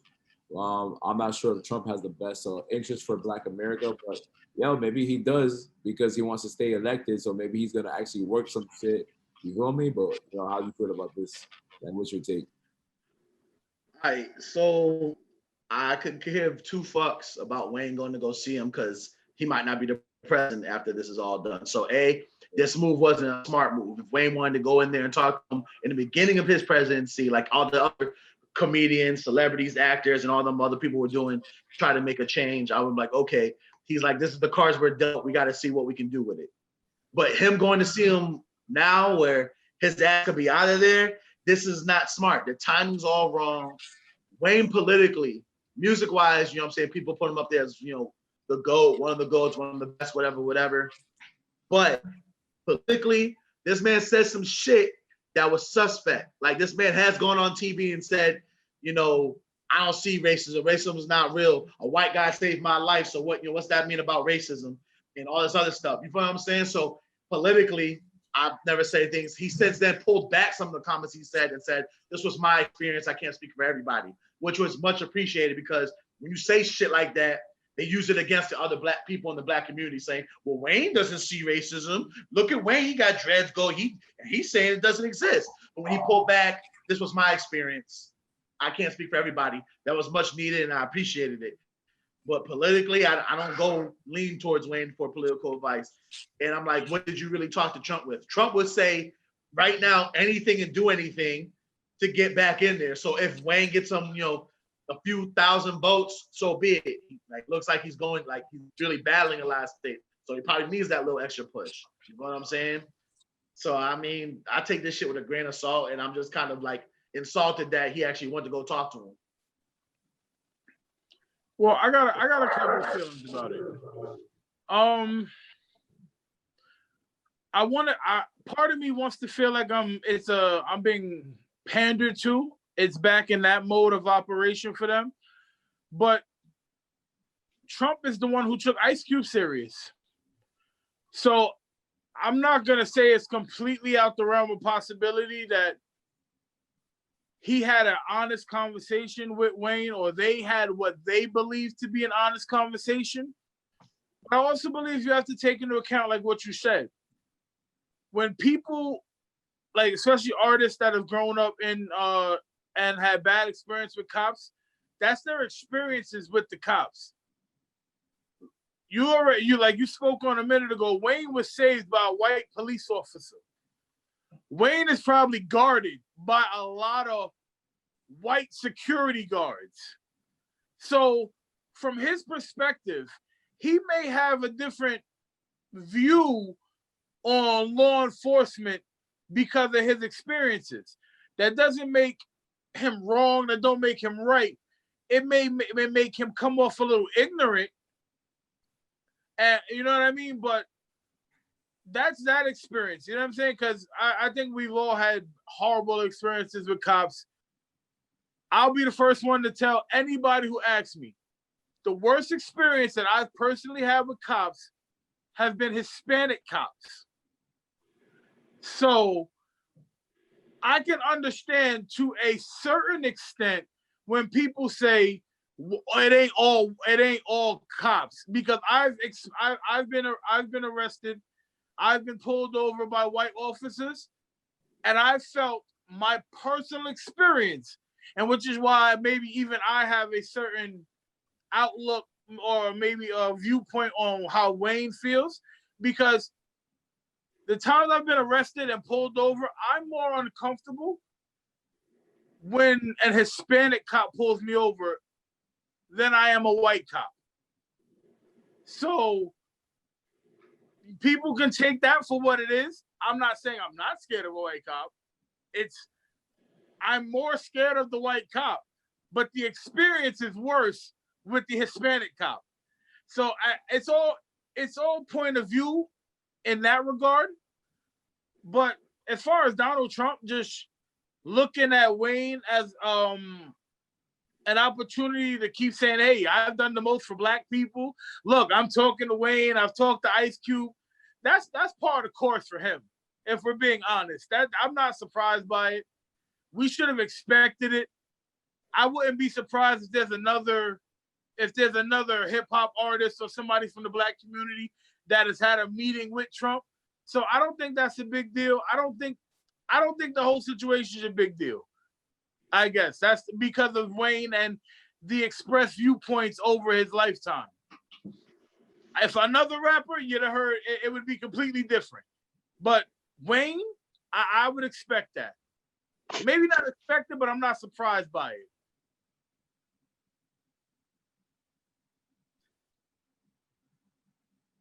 I don't know what you want to say about that. Nah, that was a good, explanation of everything. But I'm just saying, like, now I was waiting on you to put your 2 cents on it, DJ. Nah, so like you said, like, pretty much, like, yo, I'm all for people having their opinions about everything. Like, I never get upset with somebody like, oh, you're voting for Trump, or like, oh, you're voting for Biden. Hey, nigga, that's your right to do whatever the fuck you want to do, nigga. That's your life. Like, you feel me? For whatever reason, But my whole thing is like the influence Wayne has on a culture of people, and the influence Ice Cube has or Cardi B has. It's like, yo, you remember Cardi B was like, I love you, Bernie Sanders, and like the whole entire shit. So it's like, like they know what role they're playing. Like Trump knows exactly what he's doing when he endorses certain other celebrities so he can win votes. Like, why is he not sitting down with Farrakhan? Why is he not sitting down with 19 Key? Why is he not sitting down with these other black activists and be like, yo, this is what we need. We need some acres. We need some bank accounts. We need some gold. We need some, to back the wealth standard. Yo, we need this type of education that we control without you guys stepping in and trying to whatever. Like, this is what we really need. Not just, drop $5 billion in the hood and then it's like, you build a new park or whatever the hell. Like, you feel me? Like, we need more control. So we need that one person that actually understands. I don't know, Wayne went in there and him and Trump just lit a cigar and just, and that was it. You feel me? It's like, yo, I met with him. I just told him like, there's people that live in New Orleans and they just need money. Oh, we'll just have some more EBT for them. You feel me? Like, yo, we talking about, bridging the generational gap between, white America and Black America. And it's like, yo, I feel like it's 2020. Like, yo, we could bridge this gap. Then you know what, 2060 or 2080, we no longer have to have this conversation because, yo, in 2020, we build this gap, and then now Black people can fend for themselves and also maybe be, powerful people. Like there's a Jewish community, they work with each other, blah blah blah. You can't mess with no Jew. Like, you feel me? Facts. So it's like, yo, like this is how it was. This whole thing went down with George Floyd, Black Lives Matter, protesting this and that. After 2020, things actually started changing. You feel me? So, all right, I got a question real quick though.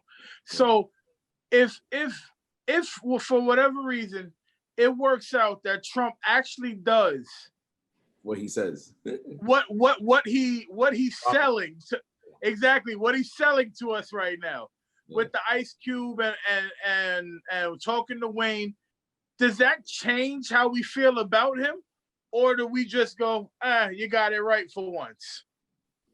I mean, I think our feelings about him should remain the same, just because it's like, yo, you got to do business with people. Somebody hires me for a DJ gig, they to be honest, they probably don't even care about Black people. You feel me? They're like, yo, I cater to Black people on Saturday nights because they bring in a lot of money and they spend a lot of money on alcohol and bottles and whatever. We need a hip hop DJ for this night. But typically that same club on Friday night will not let Black people in, or because they don't fit the dress code or the type of people they want on that party. Yo, DY will let you know like how that goes down.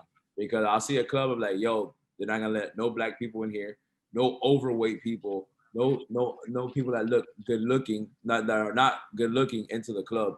And the door guy is not allowed to let people in. And there's no line system in these clubs. You feel me? It's a rope system. So you come up to the road and be like, you two beautiful ladies, come in.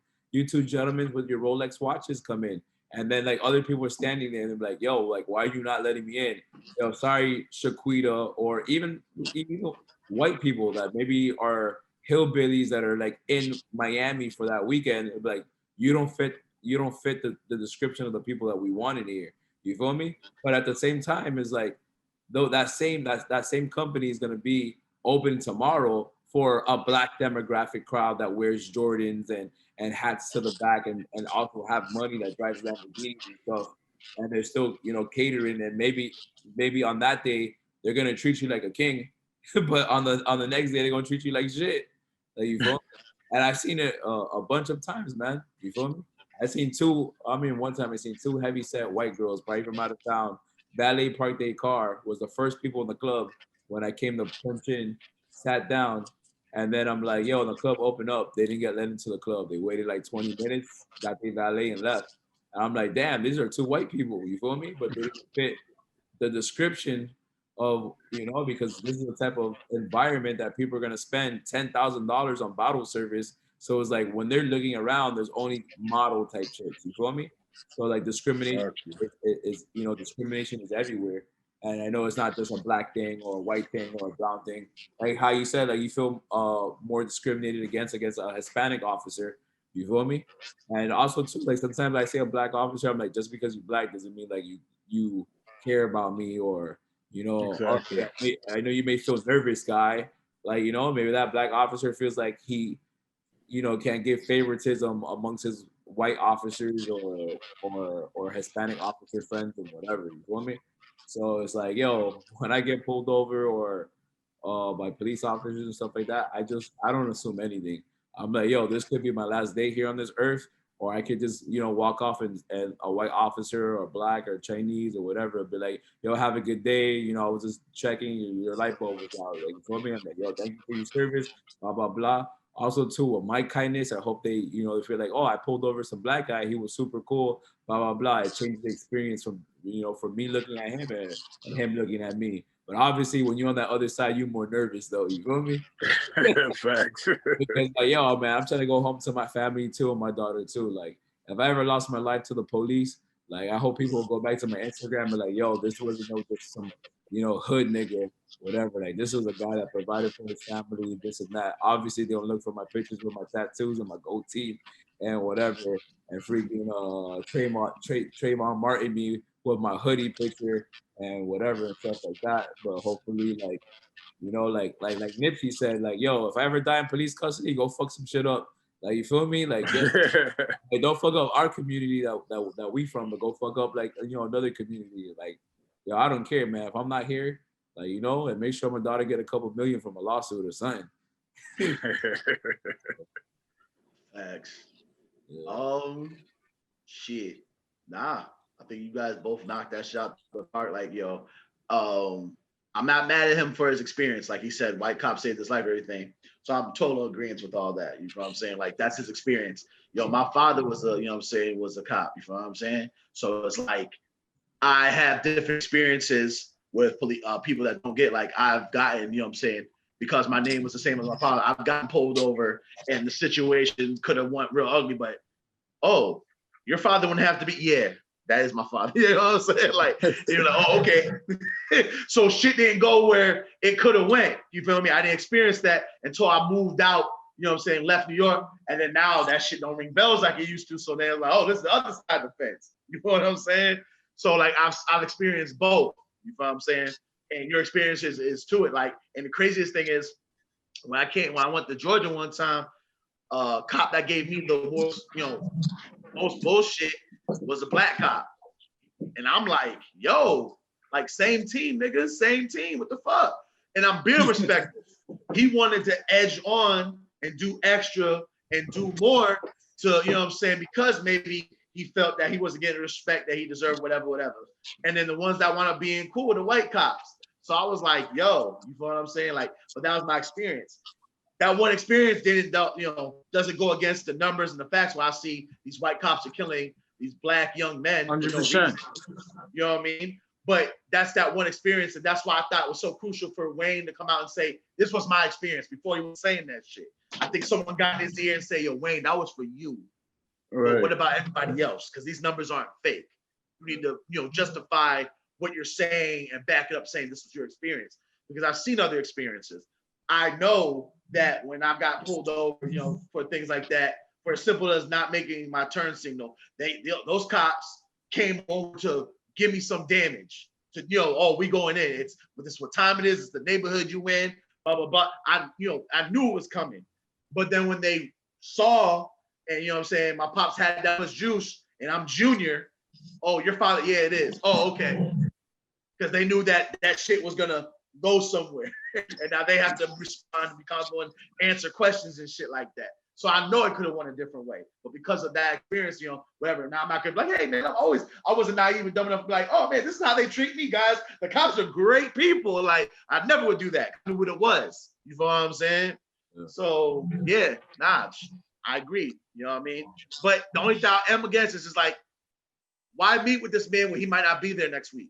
That's just my whole thing. Like, if he gets elected again and you guys want to go shoot your shot and try to get something done for black people, all for it. Because you gotta play the cards that you are dealt. You have to. And you ain't turning back. You know what I'm saying? Like, in spades. If you don't have that many books, fuck it. You better hope your partner got a little something, but you gotta play. You gotta play the hand you were dealt. It's just that simple. You know what I'm saying? So I'm not against them trying to make it happen if he wins. But the fact that he might be out of there, I feel like these meetings are just pointless, because he could be like, yeah, man, I'll give you the world. I'll do this. Did-it-not. Yo, here's the money. Joe Biden won. Shit, all that was down the drain. You know what I'm saying? So what was the purpose of meeting with them? Yeah. Also that happened this week, Offset got pulled over. You think he handled the situation right? You seen the video? And then his wife came to try to come save him. I saw the video. Like, I ain't gonna lie, it's fun. It's funny for like 2 seconds, because we all know it's like, nigga, that's Offset. Yeah, I know that's Offset. I don't think it's as funny if it's a regular dude. Like, he even says it. Like, he's like, yo, y'all don't know who I am? I'm Offset of the Migos. And you could tell they know. It's just, you going through a Trump rally. Yeah, you're opening yourself up to the possibility of that happening. You shouldn't be like that. Yeah. But you kind of knew what you was asking for, which is why it was kind of. I feel like the live honestly might have helped him. As much as the live might have emboldened him to be a little more mouthy than he should have been, but I think the live actually saved him. I think they'd have really tried to do him dirty and make a scene out there for them Trump supporters. Yeah, I mean, I agree. Like, when you get pulled over, especially, being a celebrity or whatever like that, it's like, yo, the video footage to me can only help you because like right now they gotta be in their best behavior and making sure they following protocol, because you are on live. It's not like I'm recording it and I'm gonna take your phone away. It's like, no, there's 18,000 people watching this right now, and they're probably, somebody there is gonna be somebody to be like, where is he? Orange County, whatever, blah blah blah. I'm gonna go ahead and call the chief or whatever, supervisor, blah blah blah. It's gonna be all over social media, and you don't want to be that officer that has to be under investigation, suspended from work while they look into this whole entire ordeal. So it's like they got to be in their best behavior. So I think he knows that. Like, hey, look, if I get pulled over, I'm going on live. So at least these officers, if they're gonna take me out of my car or I look like an asshole, they got to be in their best behavior. And if something happens to me, there was X amount of people that were viewed in before my video feed stopped. You feel me? And I kind of feel like that's smart by his part. You feel me? Yeah, nah, him going live, like you guys said, that definitely helps him. I know what irritates cops is when you really got some juice and you try to use it. You know what I'm saying? Like, y'all niggas know who I am. Like, stop playing with me. And what helps things too is him getting pulled over now before him getting pulled over, let's say 2-3 years ago. That shit, yeah, they don't give a fuck. Like, you know what I'm saying? Like, now all eyes on you, there's attention. Not only are all eyes on you, but now you're pulling over a famous black celebrity. Way more eyes are on you. You know what I'm saying? But 3-4 years ago, that shit wouldn't happen. I mean, look what happened to the basketball player that got pulled over. They didn't give a fuck. Look what happened to the football player that got pulled over. They didn't give a fuck. So because of the time that's going on right now, you got to be on your best behavior. So, like I said, it was worth a couple of chuckles, but like I knew that shit wasn't gonna go too far because of the times we're in and the fact that he was on live. I was like, yeah, you know what I mean? It ain't gonna go as far. You can pop off a little bit right now because of the situation, but you know what I mean? Right time, right place for his situation. 4 years ago, 5 years ago, the nigga's hands would have been just like everyone else's. People at the 10-2. You know what I mean? Like, for real. We got a couple more things if you want to talk about, but they're actually not like that. Oh, well, remember the sports thing, man. You skipped it on that. Congratulations to the LA Dodgers for winning the World Series. But with that, I say fuck you because the Yankees didn't get that far. Like, I'm a Yankees fan. You know what I'm saying? So, and the other thing about LA, fuck that too, because you really stole that team from New York. Brooklyn Dodgers. That's how it started.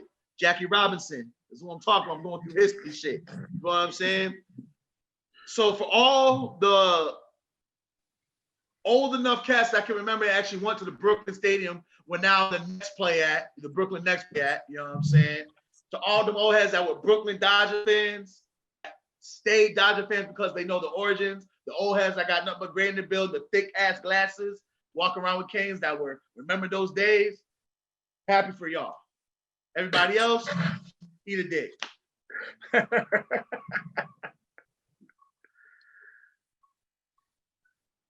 All right, on to next news. Hurricane Chris indicted for second-degree murder. He got into a shootout at a gas station. I believe he murdered Buddy. He said it was self-defense, but I guess when he looked into the surveillance, it looked like maybe he could have not shot the dude. Maybe he could have drove off. I don't know. Yo, what is like niggas thinking? Like, all right, listen, man. Hurricane Chris, you couldn't do nothing. Like, you really could have avoided this shit from how the footage is going. And if I'm wrong, I eat that all day and I apologize. I apologize fully to it. But the thing about it was that first it was self-defense. I'm all about self-defense. I got guns. My nigga Pablo McAfee got guns. You know what I mean? So since we do that, we're all about self-defense. So fuck us, you leave us alone, you'll get left alone. I'm all for that. But there's cameras everywhere. And if you don't even see the cameras, your phone is now a camera. You know what I'm saying? There's cameras everywhere. So if you're gonna say some shit in your defense to say back up that it was self-defense, make sure it really was that, because once they see that you lying, they're liable to throw everything in the kitchen sink at you just because you come in there, you lying and shit like that. But I believe you could have just did so many other things. Even if that nigga talked some shit and you didn't like that shit, pull off, man. You made it. You got money. You feel what I'm saying? Hey, baby, niggas still remember that shit. You feel what I'm saying? You still getting royalties from the song you play. Just go vibe. And they said the car was stolen. That's the other shit. The fuck you doing in the stolen car? Do better, yo. Come on, man. We gotta do better. And there it is right there. Do better, yo. Stolen car. You said it was self-defense. They said the camera said no. Man, do better, yo. Do better. That's all I can say. Do better, fam. Yo, we gonna wrap this show up, yo, with do better. You feel me? Yo, I like that. Yeah, just do better. Like for real. Yo, in life we face with a lot of choices and decisions, so just do better with your choices and decisions. You know, you don't gotta. Oh, listen, we have to touch on, and I can make it quick. Why would you put raisins in your macaroni and cheese? Drake, I'm talking to you. It was your birthday. You said for your birthday, you wanted raisins in your mac and cheese. Someone please explain this to me. Lance, please tell me why. You don't put raisins in mac and cheese. Maybe it's good in Canada like that. No, it's not. Across the board many a times. I don't know. It's the dumbest shit I ever heard of. I was hoping it would be like a Canadian recipe, like it's something they add to it. That's their special touch. It's some bullshit. Drake, you got too much money. You've been eating in France too much. I don't know who the hell told you that was a good idea. They fucking lied. Listen, mac and cheese, noodles, cheese. You really can't fuck it up. You bake, you know what I mean? There's other things in there I'm not gonna give you, but like no raisins, no, but like people are going way too fucking far. And this shit's way too good. My grandmother made good mac, rest in peace. My father made good mac, rest in peace. It's in the don't fuck up mac and cheese. And I'll let you put breadcrumbs in it. Let you. I'm not saying that's the best way, but that's as far as I let niggas go. It's breadcrumbs. Other than that, you know what we do? We put more cheese on the top and let that shit cook. You know what I mean? That's all you gotta do. And the other side, you know what you can do to switch up your mac and cheese? If you want to switch it up with some flavor, try some other type of cheese. You know what I mean? Try some provolone, try some mozzarella, try some sharp cheddar, try some jalapeno cheese, try some other type of cheese. But don't put fucking raisins in it. Your black side should be very disappointed in your decision making with your mac and cheese. What the fuck is you doing? Raisins? Raisins was the definitely fuck? the white side. What you say? Raisins was definitely the white side. Bro?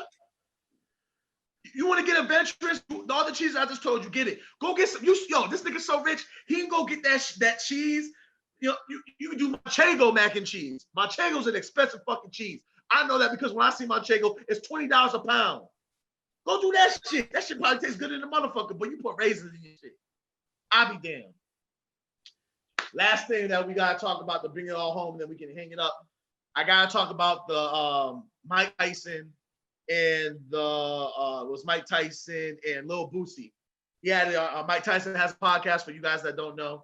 It's called I believe what is it called? What is it? Hot boxing. Like when you get a joint or you're in your car, you hot box it. Well, he used to be a boxer, the youngest heavyweight ever, one of the best heavyweights in my opinion ever, if not the top. But it's called Hot Boxing Podcast. And he had Lil Boosie on, and a lot of people were saying that he was stunning him. I went back and I watched the whole interview from A to Z, and I believe that Mike Tyson was just dropping jewels. He was just telling them like, yo, listen, that's not the way to do it. Mike Tyson just basically, he was like, I'm an OG in the game. It was big brother talking to little brother. But let's get to this. Even if you believe that it was stunning him, anybody, tell me one person right now, if you was in a closed circle room with Mike Tyson and your hands are on lethal weapons and you came to the nigga and Mike Tyson said some shit to you, you know what I mean, saying like, hey, yo, I think what you did was bullshit. I'm pretty sure about 99.9% of y'all is going to be like, you know what, Mike, that was some bullshit. Because you know what Mike's capable of. Niggas seen the highlights. Niggas didn't forget. The last thing to go on a fighter is his punch. And you going to say like, oh, he bitched him. The niggas that say he bitched him, go stand in that circle ring and disagree with Mike on some, fuck you talking about, Mike? Get aggressive with Mike Tyson. I want to see that shit. You feel what I'm saying? But if you watch the whole interview, he was just dropping gems, man. What do y'all think about that one? I saw the interview. I didn't watch it straight through. I saw parts of it, but I definitely saw the part where he confronted him about how he talked about Dwayne Wade's daughter, and what that looked like to me was just a lion expressing how he felt about a situation to another lion. When you're uncomfortable, speak on how you feel. I guess that looks like confrontation to you. To some niggas that's just talking and expressing how they feel, speaking on something that someone else wants to understand. They just talking. I don't think nobody felt threatened or nobody felt sunned. I just felt like it was like, oh damn, that's how you felt about it. Well, all right, well let me explain what I was saying. Rather than, oh my God, if I don't say what you want me to say, you're gonna knock me the fuck out. I just felt like it was two grown-ass men, very comfortable in themselves, very comfortable in what they're capable of, having a conversation. Yeah, I didn't see the weakness in it, you know what I mean? Everyone made a big deal that he bitched out, but it was like, he still stood by his opinion. He's like, I'm not with that, you know, he's a kid and he's not 100% able to make his decisions yet. He's only 12 years old. Like, you know, there's so much going on. I would have done that. I would have allowed them to do it. He's like, I was against it. Maybe they wanted Boosie to have more bass in his voice because he always puts bass in his voice when he's talking to it. So I think maybe that's why they try to flag on. But there's no reason to get loud with you because Mike Tyson was saying, I agree with you. See, people didn't listen to the whole thing. That's why I watched the whole shit. Mike Tyson said, I agree with you, but who am I to judge? Why is it my fucking business? That's what he wanted Boosie to answer. So he's in agreement. He's like, I believe he's a kid that maybe shouldn't have done, but that's his child. What are you going to do with his child? Like, that's what he was trying to get him to see. I don't think it was any, like, bitch move. I think it was just like, you go with somebody, like, you know what, I agree with you. Like, if we both on the same page on mindset, you know what, I agree with you, Lance. I agree with you, DJ Pablo McAfee, about this situation. But who are we to judge? Because we've all done some fucked up shit in our past, and we really can't judge nobody. If y'all agree, niggas be like, you know what? Solid point. That ain't no bitch move. That's just men understanding the situation and being able to analyze something from a different perspective that they didn't really think and realize at the time. Ain't no whole shit about that. Yeah, I didn't get no whole shit from it. What'd you say, DJ Paul McAfee? I agree 100%. I mean, that's a wrap unless anybody else got something else they want to put on the table. Nah, we tore it up tonight.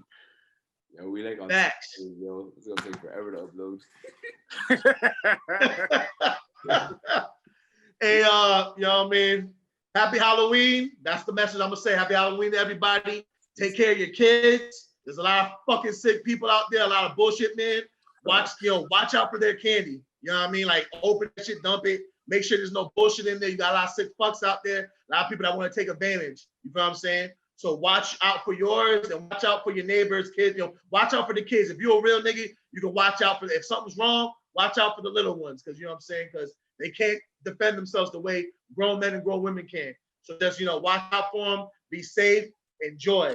You know what I mean? One.